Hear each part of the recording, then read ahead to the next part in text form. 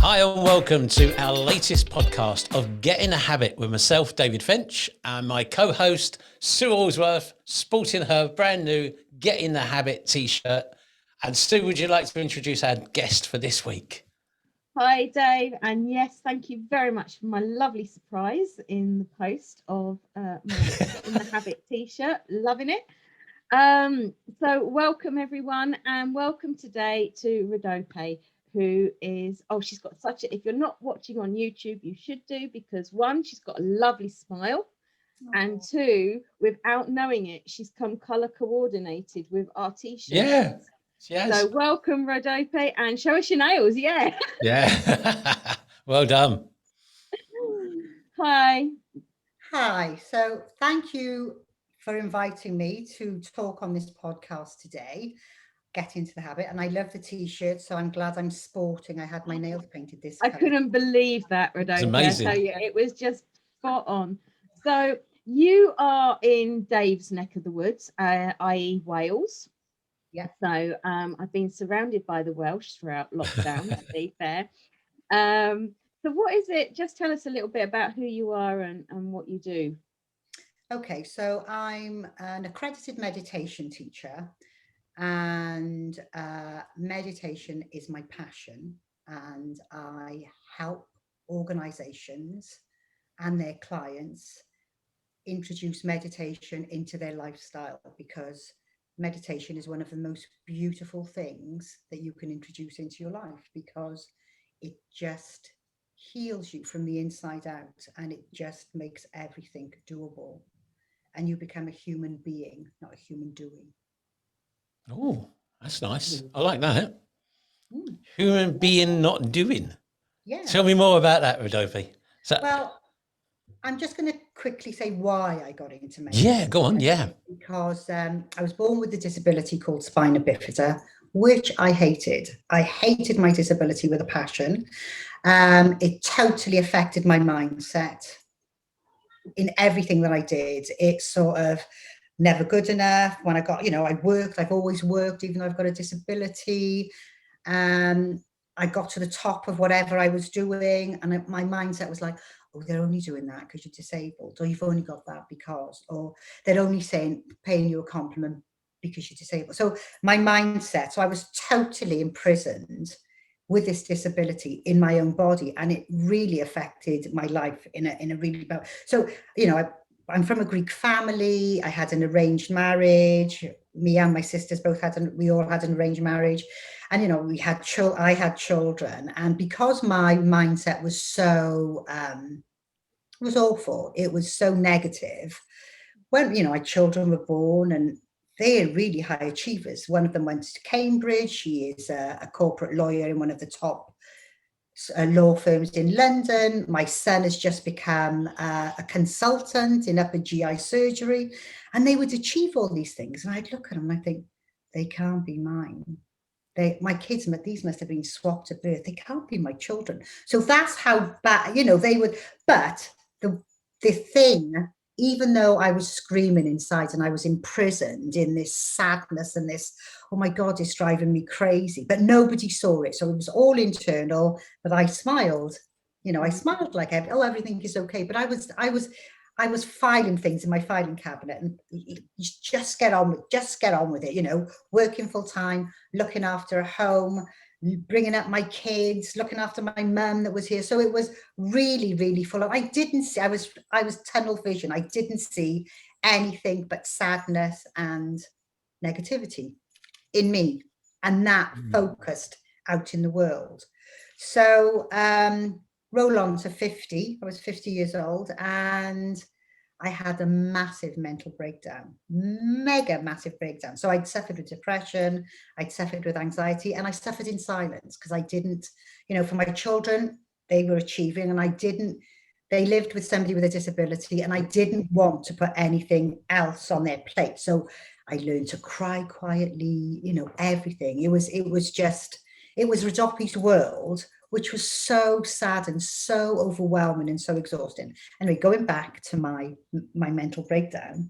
So I'd tried meditation before, and I was just like, I just don't get this. I'm feeling more anxious at the end of it than when I started, because I thought that this has to happen and this has to happen. And the person that was teaching me, who was lovely, didn't do it for me. So I thought, I'm going to put that on the back burner. So then once I had this, I feel like my inner child said, you know what, you're having a breakdown now. You're going to deal with this. So you've got to sit down and you've got to be vulnerable and you've got to show people the real you.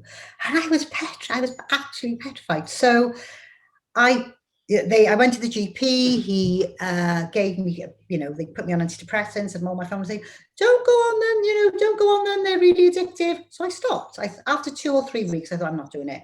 So I just came up here into my room, and I just sat because, I don't know if anyone has had a mental breakdown, but I was like my body was an empty vessel. It'd taken so much criticism, self-criticism. I was empty, like a cake with no ingredients in, and I was exhausted. I wanted to end everything, but even though I knew how I was feeling, and I've always been a fighter and a survivor. I feel I've always been that. So, and I was thinking of my kids, because I thought, but I couldn't get out of it. They had to see me. They had to really see me. So then after about 4 to 6 weeks of meditation, I had this light bulb moment where somebody was saying to me, stop fighting your disability, start loving it.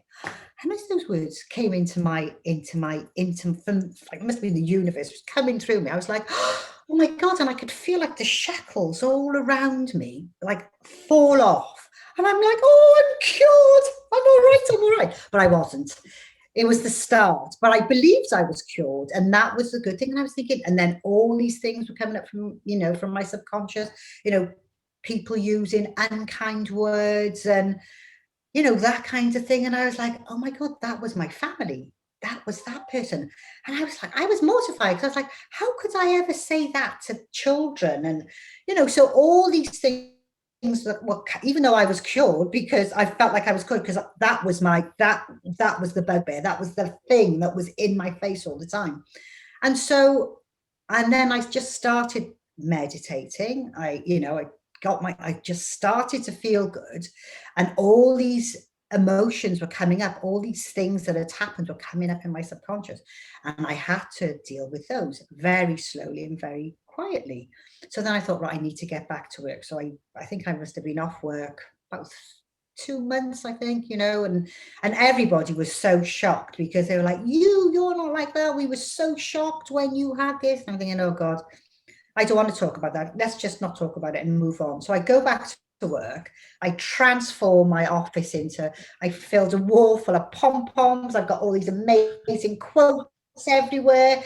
I've got, diffusers and whatever. And it was really like a chill room. And I had a massive poster on the window of my office saying, put your positive pants on. And if anyone came in with that attitude, I said, have you got your pants on today? They're falling down. I said, you better pull them back up. I said, because we don't need so, and I even got to even when I got to work, because, I was so grateful that my body and mind allowed me to jump out of the sadness and the exhaustion and start these new chapters in my book. So I thought, well, God, this is amazing. So, and then I was like reading about Oprah, that she does talks, and with all her people that she works with, they all meditate first thing. So I got on the computer, I said, right, meditation, didn't know what the hell I was doing. Meditation in the boardroom every morning for 10 minutes. And they used to come, and I would just lead them through whatever I thought I was doing. And it was fine. And so that is how meditation started to make me, I started to speak lovingly to myself. I started to feel fantastic. I just felt like I was glowing. And this is what I want to do. This is what I offer to my clients, is a handheld, it's a totally bespoke service. So even though I've got a 4-week package, there's the first 4-week package to learn meditation, then there's the second package where we go on our journey of self-love. And it is about self-love because people haven't got it. And meditation teaches you to be still. And I've become the observer of whatever is going on in me or whatever. So I'm not saying that you're not going to have a day that's shit. Of course you are, but you're not going to go rah. You're going to use a kind of terminology. You're going to say, so what opportunity is this? What is this showing me today? What do I need to look at? And even we have to have all emotions. We can't just be happy, happy, happy, but they need to be in some kind of sync. And meditation is scientifically proven that once you meditate every day, once you're committed to this self-care regime, and I introduce it to people's life, like you're brushing your teeth 3 to 5 minutes every morning, but it's the first thing that you do in the morning. You don't pick up any gadgets.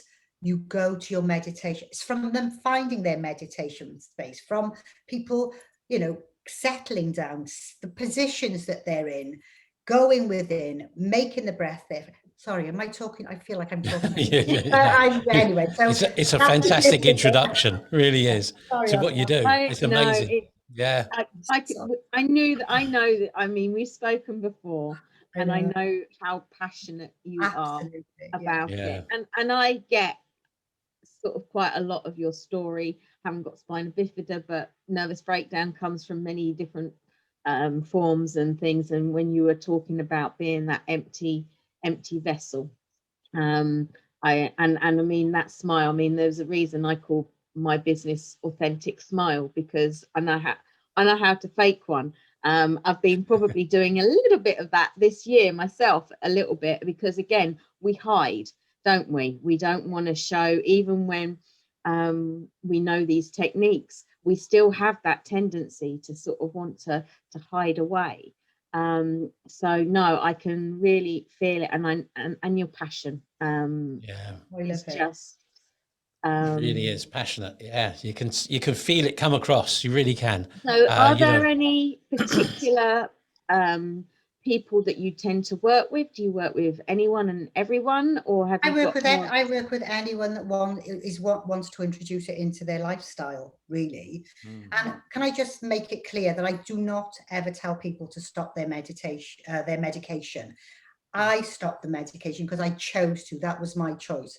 But if somebody was on medication, I would never turn around and say, you're not allowed. Meditation is an add-on to help with your well-being and your healthcare, whatever you do. So meditation in the mind is what exercise is for your body. I say meditation is a medication. So it's not the only medication, but it is a medication, isn't it? In a holistic sense. And I know I had a journey with meditation, or I'm not doing it. I can't just sit there in silence, hum and all of this. And you do need to, before people really start a meditation practice, you do, as you say, you've got to sort of help them become comfortable with what that practice might look like. And that might change and evolve over time.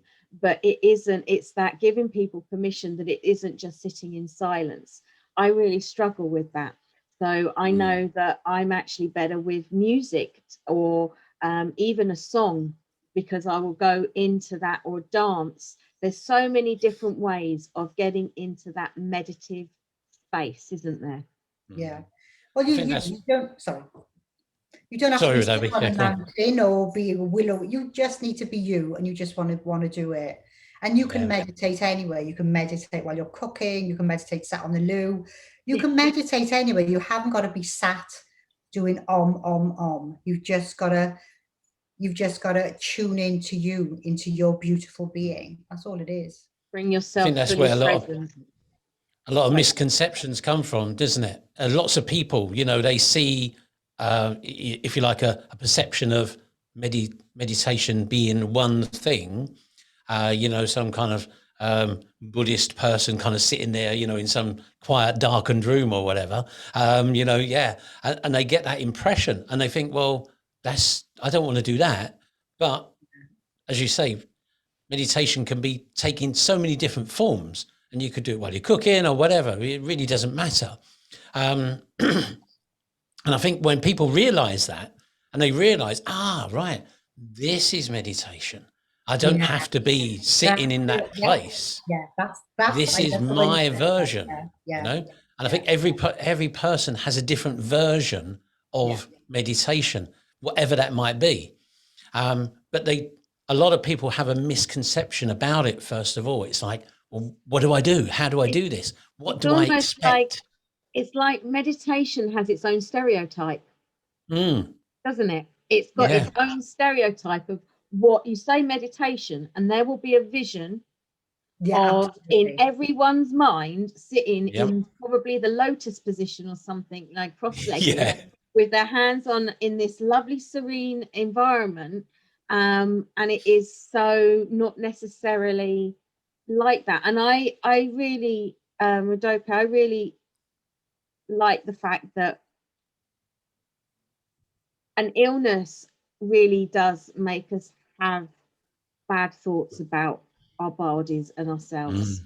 It doesn't matter if it's a long-term condition, then it's deep rooted from whenever it started, whatever age that may be, from birth or from and how it's perceived around you as well, isn't it? And to change, to be brave enough to change your dialogue, your inner dialogue, because when you're dealing with something physical like yourself, it's not just a mental health issue for you, it's a physical. So you had physical obstacles to overcome, let alone the mental obstacles to overcome. And as you say, it's accepting that that's actually just, there's nothing wrong with you, because that's how you were born and that's who you exactly were meant to be. It's like there's nothing wrong with, no, I don't know if you believe that no one's broken, because we all came exactly as we are for a reason, whatever that reason may be. So, you know, kudos to you, because it's not easy. Having had health issues myself, it's not easy to get your head, and you can slip every now and then. You know, we are not perfect, are we, at the end of the day? No, but it's about you becoming, if you do it on a regular basis, and you know, I've been meditating for like over 10 years now, and my meditation practices haven't been constant, but they have since COVID. They have been constant. It's a constant practice that I do every day. And I find that when I don't do it, I find my energy levels, and when my energy levels dip, and when when you're meditating, you let off a beautiful healing energy inside, and you can feel that flowing through your body. It's about you being willing to let go and sort of become the observer of your breath, watching your breath and watching everything that goes on and just accepting it. It's lovely. I love it. I'm sure your story will resonate with lots of our listeners, really, you know, and certainly certain parts of that really resonate with a lot of our listeners. Is there any like top tips that you could give to people that maybe was in the old position where you were, you know, in kind of struggling, looking and finding a way, if you like, looking for a pathway to take, which you found? But is there any top tips that you can give people, or even that you've got from some of the clients that you see now? And you think, this would be really good. Well, it's about being in the being and not in the doing, and it's about spending time for you. So you don't have to, even if you just sit and just your mind is like a Netflix movie sometimes. It does your absolute boxing, and it's about meditation helps you. You know, I tell my clients when they say that, you know, I just can't, my brain doesn't stop. I said, well, we'll drop it. Let's drop it down into your chest and let's just turn the volume down. So there are things always going on with me, but I just turn the volume down. I choose to turn the volume down.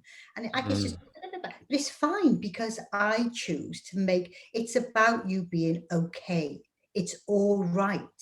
And it's all right. We all have these things. We all have the Netflix moments and the one thing, but it's about sitting and just going within, just looking at your breath, just watch it. And every time your mind goes that, oh, I'm telling you this, very gently, just watching your breath. She is your friend. Your breath, you know, we use our breath for everything, in the gym, in whatever. And, you know, when you become friends, because I say your breath is your friend, once you become friends with your breath and you look at her, it's just like, oh yeah. And you only need, like Sue said, you can do whatever you need to do to be in that zone of feeling, oh my God, this is a releasing. So you're releasing everything. So it's just meditation is about being still and in the present moment. When you dance, you're in the present moment. You're dancing, but you're not still, but you're in that moment. It's getting you to do something that is good for you, and you enjoy. Whether you sing to a song where you put a record on and you're just singing, you're in that moment, you're in that spotlight. So it's about everybody finding a moment that is good for their health and well-being, whether it be meditation, sat down, whether it be dancing, whether it be whether it be cooking, where you know, if you're preparing a meal, you know, just be in with the ingredients, looking at the ingredients, the colors, the smells, whatever, cooking it with so much love, sitting down there and savoring. You're in the moment. We're not throwing our food down our mouths. And I did that as an exam thing when I was doing my accreditation. And it was one of the best. It was just lovely. And it's made me appreciate my food and really sit down when I see a plate of fruit in front of me and I think, look at that. It's really fab. You know, I had to go out when I was doing my accreditation again, I had to go out in nature, and it was a group of us. And I said, well, I'm not going. And they said, why? I said, because I'm in a wheelchair. I said, no, I don't want to go. I said, I don't walk to where I use my wheelchair. So they all went, and I just sat there like the naughty girl. I'm not doing it. So the next day I got there again. She's like, everyone is going out in nature today. I thought, oh shit. Anyway, I went. But I had a different mindset on, because my wheels were my feet. And I felt the ground, and I heard the people, I saw the trees, I smelt the flowers. So from like sort of this, even though it wasn't like that, it was like my awareness was opening. I started to see in HD and feel in HD. And it was one of the most wonderful experiences, because your mind, you're programmed to just think, that's what, you know, we come into this, our parents teach us that this is what you've got to do, la, la, la. And that's it. You know, my father always told me I was stupid. You're stupid, you're stupid, you're stupid. That stupid was ingrained in me so deeply that I think that killed me more than my disability, because the disability, stupid. Well, and as a young child, you just think, well, God, I must be stupid because an adult is telling you you're stupid.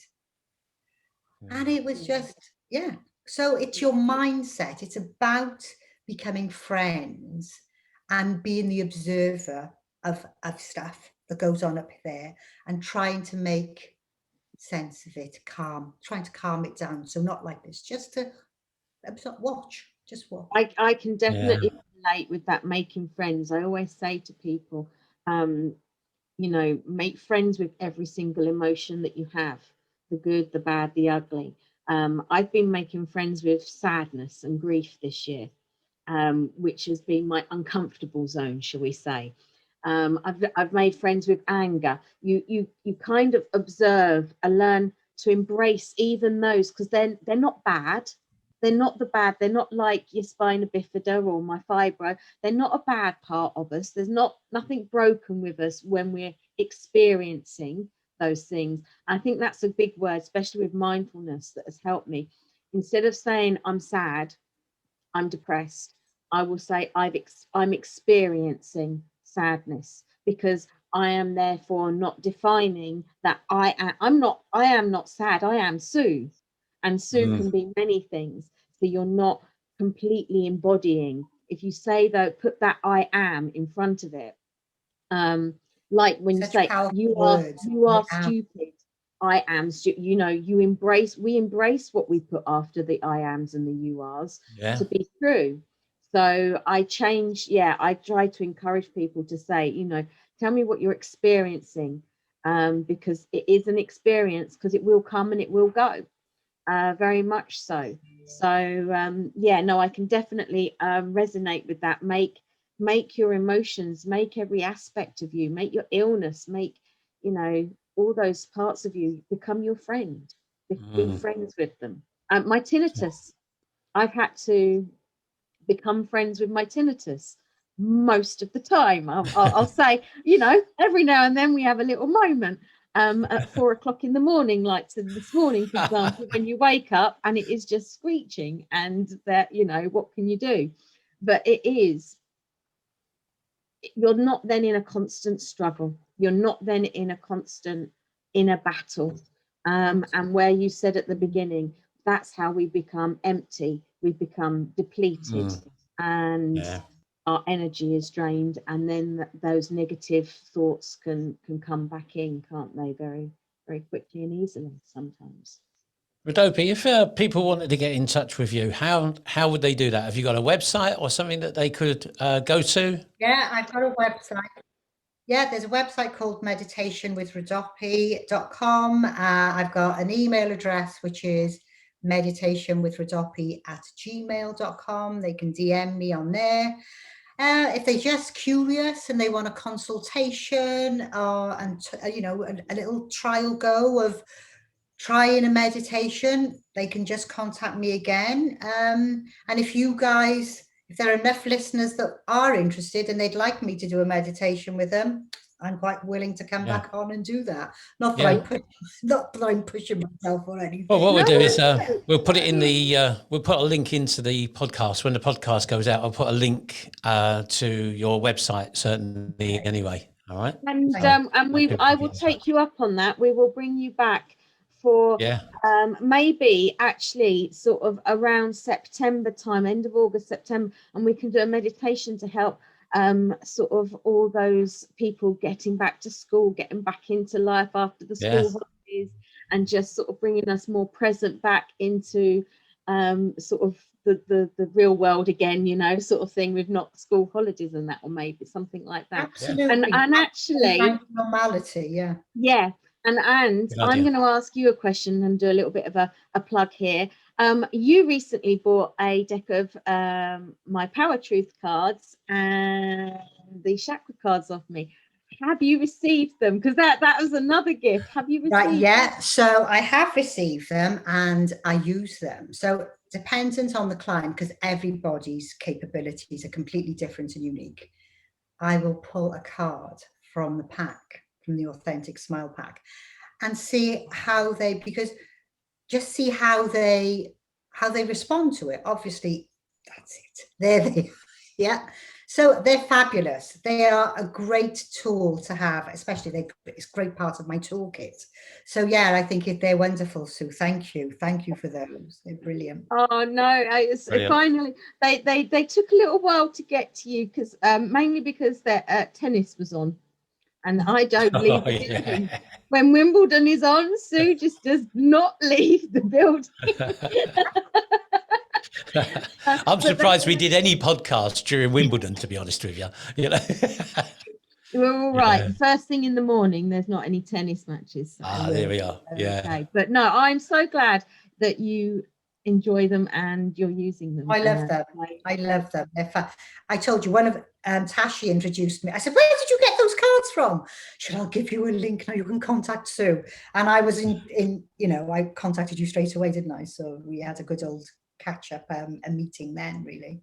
Yeah. That is brilliant. Oh, I'm so happy. I've got my authentic smile on me today. Well done, Rhodope. It's been lovely talking to you today, and you know, if ever we can work together in some way, you know, we're not far from each other. You're in Cardiff, I'm in the Valleys, so you know, if ever we can link up and do some sort of connection, that'd be wonderful. Absolutely, because I think it's all about spreading the word, and you know, we're spreading the same message, which is a great thing to do. So thanks for joining us today. Thank you so much. Thank you, being a guest on Getting the Habit. Brilliant. So just a shout out, as we do to anyone, if you're listening to this and you think you've got some interesting habits, you do not have to be a professional. I know we've had mainly professionals on the Get in the Habit, but if it is about actually everyday habits. so that help us get through. And you know, the best people to know about the habits are the ones that are having to implement them, whether you're a professional or not, right at this moment, to sort of get you out of that hole or into that new habit. So if you've got any habits that you would like to share, please do contact us, or mainly me, Sue Allsworth, via Authentic Smile, as I am the diary, so to speak. Rhodope, always lovely to see your gorgeous smile and energy and face. Dave, thank you so much for the t-shirt. And I just want to give a shout out to Jenny Luddington and all of your hypnotherapy ladies who apparently helped out with trying to figure out what size I am, because obviously, being a virtual friend, Dave, you've never actually really seen me in the flesh. I haven't, but you look lovely in it. You really do. So there. So thank you to everyone. Thank you, Dave, for my lovely little gift. It's a lovely smile on my face, and I do so enjoy doing the podcasts with you and all the lovely guests. So it brightens my week. So that's good. Brilliant. Good. I'm so glad, you know, and I was, as I said to you earlier, I was really worried that you hadn't got it because you hadn't said anything, but you kept it as a surprise for today. So thanks very much. I really enjoy it. And now you know why I said to you, can you send me that picture? Oh yeah, I'm putting it on my website. What a load of rubbish. I couldn't say send me that picture as big as you possibly can because I want it for a t-shirt for you, you know. Dear. Oh, brilliant. Lovely to talk to you again, and see you next week. Thanks for joining us, everyone. Don't forget, you can get us on Podbean and also on YouTube. Subscribe, like our channel, come back every week, make it a habit. Definitely. Take care, everyone.